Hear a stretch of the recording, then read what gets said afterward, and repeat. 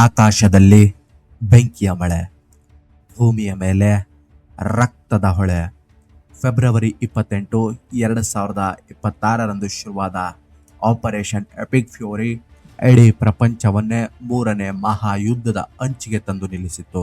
ಆದರೆ ಏಪ್ರಿಲ್ 7, 2026 ನಡೆದ ಒಂದು ದಿಢೀರ್ ಬೆಳವಣಿಗೆ ಇಡೀ ಜಗತ್ತನ್ನೇ ಆಶ್ಚರ್ಯಗೊಳಿಸಿದೆ. ಅಮೆರಿಕ, ಇಸ್ರೇಲ್ ಮತ್ತು ಇರಾನ್ ನಡುವೆ 2 ವಾರಗಳ ಕದನ ವಿರಾಮ ಘೋಷಣೆಯಾಗಿದೆ. ನಮಸ್ಕಾರ, ನಾನು ನಿಮ್ಮ ಸಾಮ್ರಾಟ. ಇತಿಹಾಸ ಮತ್ತು ವರ್ತಮಾನದ ಆಳವಾದ ವಿಶ್ಲೇಷಣೆಗೆ ನಿಮಗೆಲ್ಲರಿಗೂ ಸ್ವಾಗತ. ಇಂದು ಮಧ್ಯಪ್ರಾಚ್ಯದಲ್ಲಿ ನಡೆಯುತ್ತಿರುವ ಈ ರಕ್ತಪಾತವನ್ನು ನೋಡಿದರೆ ಈ 3 ದೇಶಗಳು ಹುಟ್ಟಿನಿಂದಲೇ ಬದ್ಧ ವೈರಿಗಳೇನೋ ಅನ್ನಿಸುತ್ತದೆ. ಆದರೆ ಇತಿಹಾಸದ ಪುಟಗಳನ್ನು ತಿರುಗಿಸಿದರೆ ಸಿಗುವ ಸತ್ಯ ಬೇರೆಯದೇ ಇದೆ. ಒಂದು ಕಾಲದಲ್ಲಿ ಇಸ್ರೇಲ್ ಮತ್ತು ಇರಾನ್ ಪ್ರಾಣ ಸ್ನೇಹಿತರಾಗಿದ್ದವು. ಅಮೆರಿಕ ಮತ್ತು ಇರಾನ್ ಒಂದೇ ತಟ್ಟೆಯಲ್ಲಿ ಊಟ ಮಾಡುತ್ತಿದ್ದವು. ಹೌದು, ನಾನು ಸರಿಯಾಗಿ ಹೇಳುತ್ತಿದ್ದೇನೆ. ಹಾಗಾದರೆ ಆ ದೋಸ್ತಿ ದ್ವೇಷವಾಗಿ ಬದಲಾಗಿದ್ದು ಹೇಗೆ? ಇಂದು 2026 ಇವರೆಲ್ಲರೂ ಕಿತ್ತಾಡುತ್ತಿರುವುದು ಏಕೆ? ಈ ದಿಢೀರ್ ಕದನ ವಿರಾಮದ ಹಿಂದಿರುವ ಇರಾನ್ನ ಕಂಡೀಷನ್ಸ್ ಏನು? ಅಮೆರಿಕ ಮತ್ತು ಇಸ್ರೇಲ್ ನಾಯಕರು ಇದಕ್ಕೆ ಕೊಟ್ಟ ರಿಯಾಕ್ಷನ್ ಏನು? ಬನ್ನಿ, ಇತಿಹಾಸದ ಕತ್ತಲ ಕೋಣೆಗೆ ಇಳಿದು ಈ ರಕ್ತ ಸಿಕ್ತ ಚದುರಂಗದಾಟವನ್ನು ಸಂಪೂರ್ಣವಾಗಿ ಅರ್ಥ ಮಾಡಿಕೊಳ್ಳೋಣ. ಇದು ಕೊನೆಯವರೆಗೂ ನಿಮ್ಮನ್ನು ಸೀಟಿನ ತುದಿಯಲ್ಲಿ ಕೂರಿಸುವ ಕತೆ ಶುರುವಾಗುವುದು 1948 ಜಗತ್ತಿನ ನಕ್ಷೆಯಲ್ಲಿ ಇಸ್ರೇಲ್ ಎಂಬ ಹೊಸ ಯಹೂದಿ ದೇಶ ಹುಟ್ಟಿಕೊಳ್ಳುತ್ತದೆ. ಇಸ್ರೇಲ್ ಒಂದು ಸ್ವತಂತ್ರ ರಾಷ್ಟ್ರವಾಗಿ ಉದಯಿಸಿದಾಗ ಸುತ್ತಲಿನ ಅರಬ್ ದೇಶಗಳೆಲ್ಲವೂ ಇಸ್ರೇಲನ್ನು ಭೂಪಟದಿಂದಲೇ ಅಳಿಸಿ ಹಾಕಲು ಕಂಕಣಬದ್ಧರಾಗಿದ್ದವು. ಆ ಸಮಯದಲ್ಲಿ ಇಸ್ರೇಲ್ನ ಮೊದಲ ಪ್ರಧಾನಿ ಡೇವಿಡ್ ಬೆನ್ ಗುರಿಯನ್ ಒಂದು ಮಾಸ್ಟರ್ ಪ್ಲಾನ್ ಮಾಡಿದರು. ಅದರ ಹೆಸರೇ ಪೆರಿಫೆರಿ ಡಾಕ್ಟ್ರಿನ್. ಅಂದರೆ ಶತ್ರು ಅರಬ್ ರಾಷ್ಟ್ರಗಳ ಆಚೆಗಿರುವ ಅರಬ್ ಅಲ್ಲದ ಮುಸ್ಲಿಂ ರಾಷ್ಟ್ರಗಳ ಸ್ನೇಹ ಬೆಸೆಯುವುದು. ಆಗ ಇಸ್ರೇಲ್ನ ಕಣ್ಣಿಗೆ ಬಿದ್ದದ್ದೇ ಇರಾನ್. 1950 ಟರ್ಕಿಯ ನಂತರ ಇಸ್ರೇಲನ್ನು ಅಧಿಕೃತವಾಗಿ ಗುರುತಿಸಿದ 2ನೇ ಮುಸ್ಲಿಂ ರಾಷ್ಟ್ರ ಇರಾನ್. ಆಗ ಇರಾನ್ನನ್ನು ಆಳುತ್ತಿದ್ದದ್ದು ಶಾ ಮೊಹಮ್ಮದ್ ರೆಜಾ ಪಹಲವಿ. ಆತ ಅಮೆರಿಕಾದ ಪಕ್ಕಾ ಆಪ್ತಮಿತ್ರ ಮತ್ತು ಪಾಶ್ಚಿಮಾತ್ಯ ಪರ ಅತ್ಯಂತ ಒಲವಿದ್ದ ವ್ಯಕ್ತಿಯಾಗಿದ್ದರು. ಅಮೆರಿಕಾದ ಆಶೀರ್ವಾದದೊಂದಿಗೆ ಇಸ್ರೇಲ್ ಮತ್ತು ಇರಾನ್ ನಡುವೆ ಒಂದು ಸೀಕ್ರೆಟ್ ಡೀಲ್ ನಡೆಯಿತು. ಇರಾನ್ ಇಸ್ರೇಲ್ಗೆ ಬೇಕಾದ ಪೆಟ್ರೋಲಿಯಂ ಅನ್ನು ರಹಸ್ಯವಾಗಿ ಪೂರೈಸಲು ಶುರು ಮಾಡಿತು ಮತ್ತು ಅದಕ್ಕೆ ಪ್ರತಿಯಾಗಿ ಇಸ್ರೇಲ್ ಇರಾನ್ಗೆ ಅತ್ಯಾಧುನಿಕ ಕೃಷಿ ತಂತ್ರಜ್ಞಾನ, ಶಸ್ತ್ರಾಸ್ತ್ರಗಳು ಮತ್ತು ಇಸ್ರೇಲ್ನ ಮೊಸಾದ್ ಇರಾನ್ನ ಸಾವಗ್ಗೆ ಗುಪ್ತಚರ ತರಬೇತಿಯನ್ನು ನೀಡುತ್ತಿದ್ದವು. ಇವರಿಬ್ಬರ ಸ್ನೇಹ ಎಷ್ಟರ ಮಟ್ಟಿಗೆ ಇತ್ತೆಂದರೆ ಪ್ರಾಜೆಕ್ಟ್ ಫ್ಲವರ್ ಎಂಬ ರಹಸ್ಯ ಯೋಜನೆಯಡಿ ಇಸ್ರೇಲ್ ತನ್ನ ಅತ್ಯಾಧುನಿಕ ಜೆರಿಕೋ-2 ಕ್ಷಿಪಣಿ ತಂತ್ರಜ್ಞಾನವನ್ನು ಇರಾನ್ಗೆ ನೀಡಿತು. ಸೂಯಸ್ ಕೆನಲ್ ಅನ್ನು ಬೈಪಾಸ್ ಮಾಡಲು ಇಸ್ರೇಲ್ ಇರಾನ್ ಸೇರಿ ಜಂಟಿಯಾಗಿ ಐಲಾಟ್ ಆಶ್ಕಲಾನ್ ತೈಲ ಪೈಪ್ ಅನ್ನು ಸಹ ನಿರ್ಮಿಸಿದವು.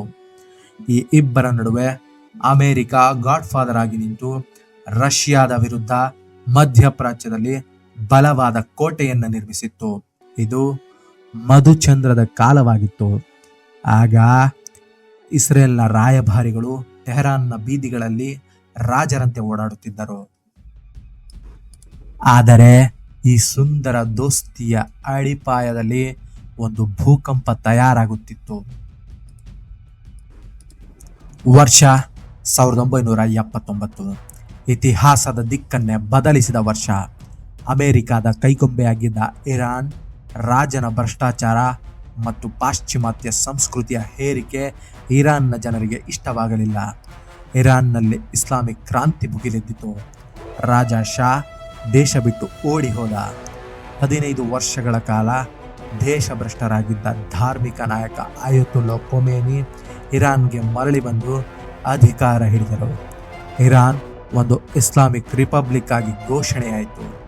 ಬಂದ ತಕ್ಷಣ ಖೊಮೇನಿ ಮಾಡಿದ ಮೊದಲ ಕೆಲಸವೇ ಅಮೆರಿಕ ಮತ್ತು ಇಸ್ರೇಲ್ ಜೊತೆಗಿನ ಎಲ್ಲ ಸಂಬಂಧಗಳನ್ನು ಕಡಿದು ಹಾಕಿದ್ರು. ಖೊಮೇನಿ ಇಡೀ ಜಗತ್ತಿಗೆ ಒಂದು ಹೊಸ ಸಿದ್ಧಾಂತವನ್ನು ಸಾರಿದರು. ಅವರು ಅಮೆರಿಕಾವನ್ನು ದೊಡ್ಡ ಸೈತಾನ ಮತ್ತು ಇಸ್ರೇಲನ್ನು ಸಣ್ಣ ಸೈತಾನ ಎಂದು ಕರೆದರು. ಇಸ್ರೇಲ್ ಎಂಬ ದೇಶಕ್ಕೆ ಬದುಕುವ ಹಕ್ಕೇ ಇಲ್ಲ, ಅದನ್ನು ನಕ್ಷೆಯಿಂದ ಅಳಿಸಿ ಹಾಕಬೇಕು ಎಂದು ಇರಾನ್ ಬಹಿರಂಗವಾಗಿ ಘೋಷಿಸಿತು. ಅಮೆರಿಕನ್ ಎಂಬಸಿಗೆ ನುಗ್ಗಿ 52 ಅಮೆರಿಕನ್ನರನ್ನು ಬರೋಬ್ಬರಿ 444 ದಿನಗಳ ಕಾಲ ಒತ್ತೆಯಾಳಾಗಿ ಇಟ್ಟುಕೊಳ್ಳಲಾಯಿತು. ನೇರವಾಗಿ ಅಮೆರಿಕ ಅಥವಾ ಇಸ್ರೇಲ್ ಜೊತೆ ಯುದ್ಧ ಮಾಡಿದರೆ ತನಗೆ ಉಳಿಗಾಲವಿಲ್ಲ ಎಂಬುದು ಇರಾನ್ಗೆ ಚೆನ್ನಾಗಿ ಗೊತ್ತಿತ್ತು. ಅದಕ್ಕಾಗಿ ಇರಾನ್ ಶುರು ಮಾಡಿದ್ದೆ ಪ್ರಾಕ್ಸಿ ವಾರ್, ಅಂದರೆ ನೆರಳಿನ ಯುದ್ಧ. ಲೆಬನಾನ್ನಲ್ಲಿ ಹಿಜ್ಬುಲ್ಲಾ, ಗಾಜಾದಲ್ಲಿ ಹಮಾಸ್, ಯಮನ್ನಲ್ಲಿ ಹೂತಿಗಳನ್ನು ಕಟ್ಟಿ ಬೆಳೆಸಿತು. ಇಲ್ಲಿಂದ ಶುರುವಾದ ಈ ದ್ವೇಷದ ಬೆಂಕಿ 2026ರವರೆಗೂ ಒಳಗೊಳಗೆ ಧಗಿಸುತ್ತಲೇ ಇತ್ತು. ಆದರೆ ದಶಕಗಳಿಂದ ನೆರಳಿನಲ್ಲಿದ್ದ ಯುದ್ಧ 2026ರಲ್ಲಿ ಸ್ಫೋಟಗೊಂಡಿತು. ಯಾಕೆ ಗೊತ್ತಾ? ಇರಾನ್ನ ಪರಮಾಣು ಶಸ್ತ್ರಾಸ್ತ್ರ ಕಾರ್ಯಕ್ರಮ ಬಹುತೇಕ ಪೂರ್ಣಗೊಳ್ಳುವ ಹಂತಕ್ಕೆ ಬಂದಿತ್ತು. ಇರಾನ್ ಕೈಗೆ ನ್ಯೂಕ್ಲಿಯರ್ ಬಾಂಬ್ ಸಿಕ್ಕರೆ ನಮ್ಮ ಕಥೆ ಮುಗಿಯಿತು ಅಂತ ಇಸ್ರೇಲ್ ಮತ್ತು ಅಮೆರಿಕಾಗೆ ನಡುಕ ಶುರುವಾಯಿತು.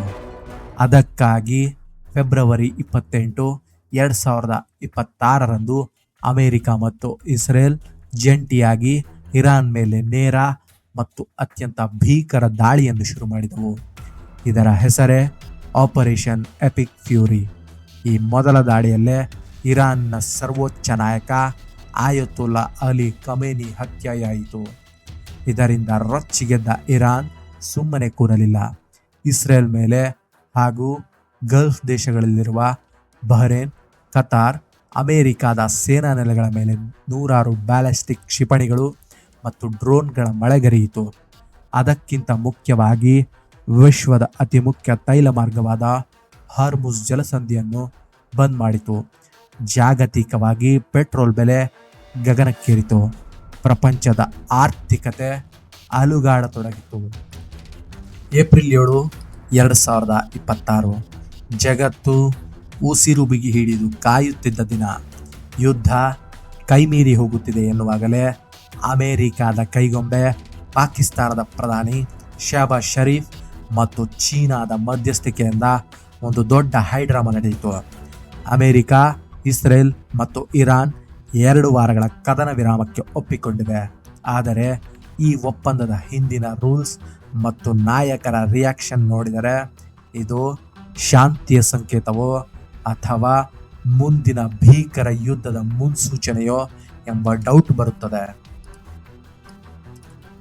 ಏಕೆಂದರೆ ಅಮೆರಿಕ ಅಧ್ಯಕ್ಷ ಡೊನಾಲ್ಡ್ ಟ್ರಂಪ್ ಇರಾನ್ಗೆ ನೇರ ಡೆಡ್ಲೈನ್ ಕೊಟ್ಟಿದ್ದರು.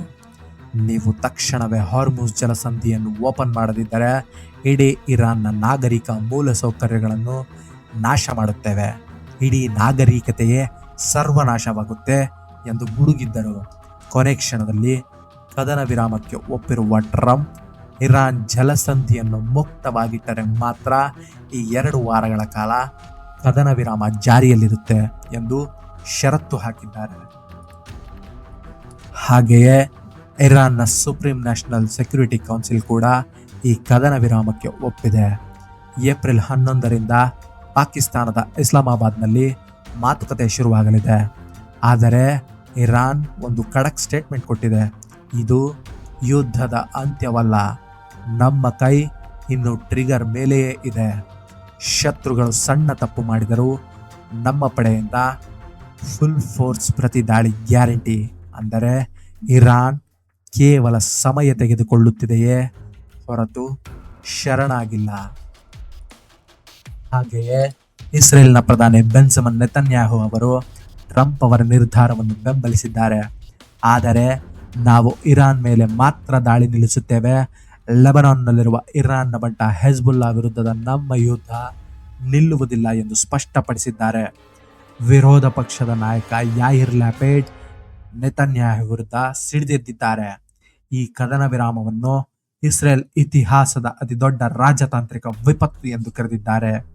ನೆತನ್ಯಾಹು ಸಂಪೂರ್ಣವಾಗಿ ಫೇಲ್ ಆಗಿದ್ದಾರೆ. ಇಸ್ರೇಲ್ನ ಭದ್ರತೆಯನ್ನೇ ಗಾಳಿಗೆ ತೂರಿದ್ದಾರೆ ಎಂದು ಆಕ್ರೋಶ ವ್ಯಕ್ತಪಡಿಸಿದ್ದಾರೆ.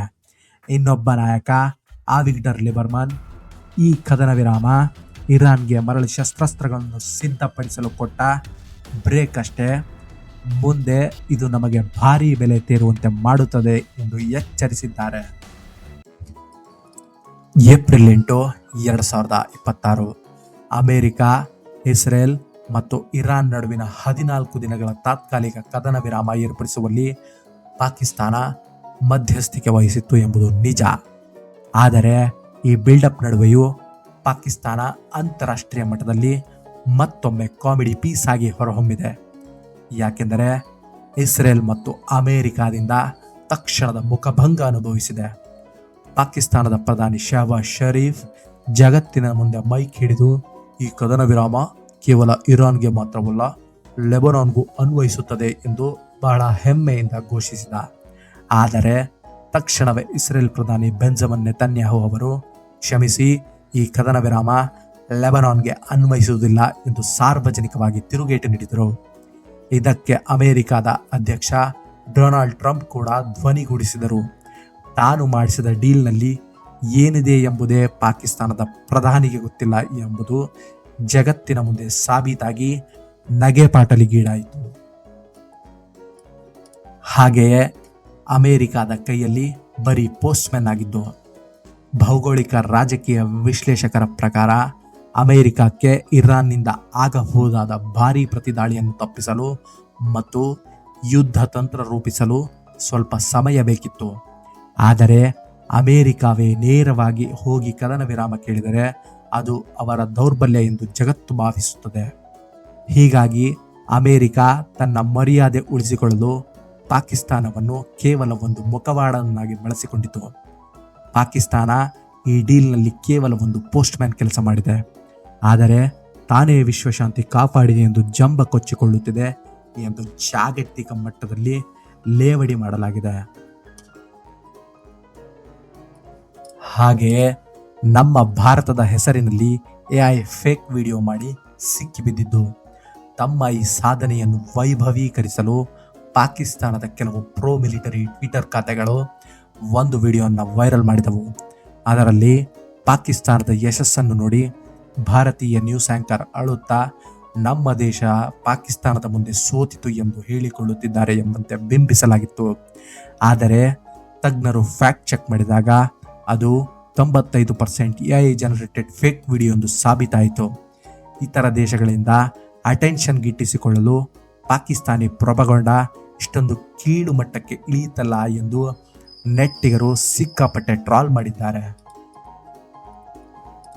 ಹಾಗೆಯೇ ಹೊಟ್ಟೆಗೆ ಹಿಟ್ಟಿಲ್ಲದಿದ್ದರೂ ಜುಟ್ಟಿಗೆ ಮಲ್ಲಿಗೆ ಹೂವೆಂಬಂತೆ ಪಾಕಿಸ್ತಾನದಲ್ಲಿ ಆರ್ಥಿಕತೆ ಸಂಪೂರ್ಣ ದಿವಾಳಿಯಾಗಿದೆ. ದೇಶ ನಡೆಸಲು IMF ಮತ್ತು ಇತರ ದೇಶಗಳ ಮುಂದೆ ಸಾಲ ಕೇಳುವ ಪರಿಸ್ಥಿತಿ ಇದೆ. ಜನರಿಗೆ ಮೂಲಭೂತ ಸೌಕರ್ಯಗಳಿಲ್ಲದೆ ಪರದಾಡುತ್ತಿದ್ದಾರೆ.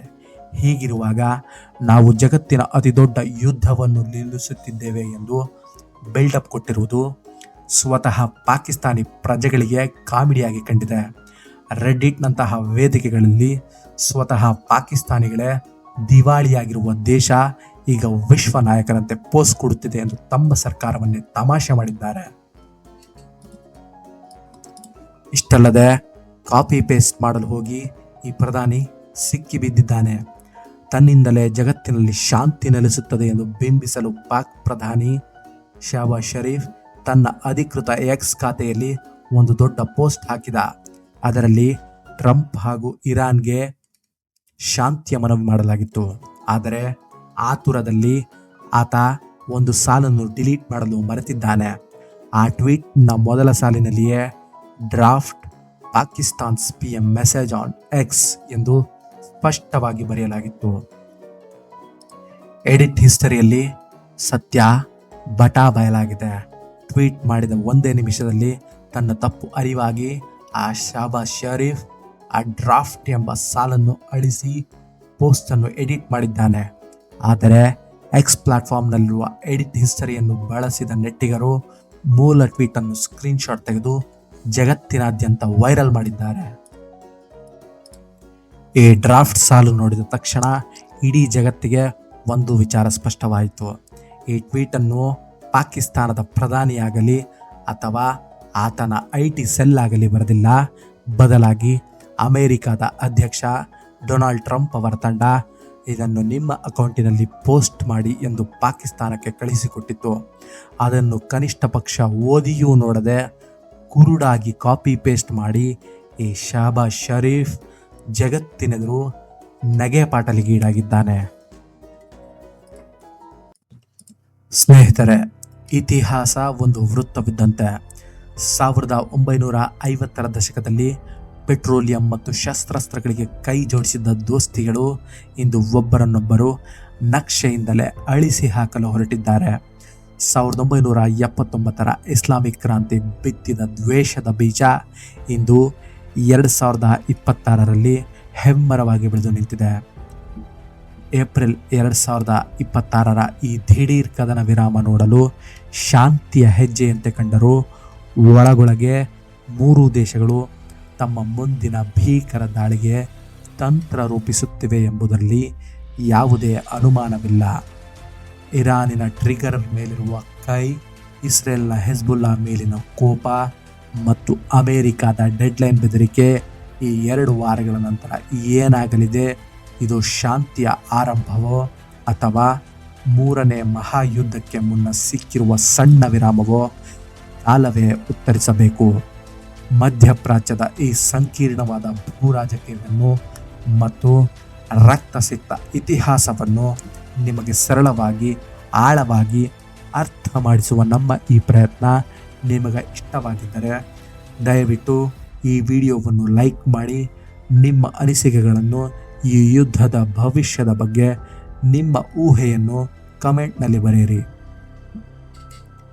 ಇಂತಹ ಇನ್ನಷ್ಟು ಎಕ್ಸ್ಕ್ಲೂಸಿವ್, ಇನ್ ಡೆಪ್ತ್ ಮತ್ತು ರೋಚಕ ವಿಶ್ಲೇಷಣೆಗಳಿಗಾಗಿ ನಿಮ್ಮದೇ ಆದ ಸಾಮ್ರಾಟ ಚಾನಲ್ಗೆ ಈಗಲೇ ಸಬ್ಸ್ಕ್ರೈಬ್ ಆಗಿ ಮತ್ತು ಬೆಲ್ ಐಕಾನ್ ಒತ್ತಿ.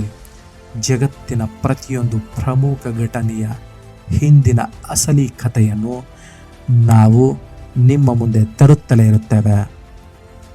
ನಾನು ನಿಮ್ಮ ಸಾಮ್ರಾಟ. ಜೈ ಹಿಂದ್, ಜೈ ಕರ್ನಾಟಕ.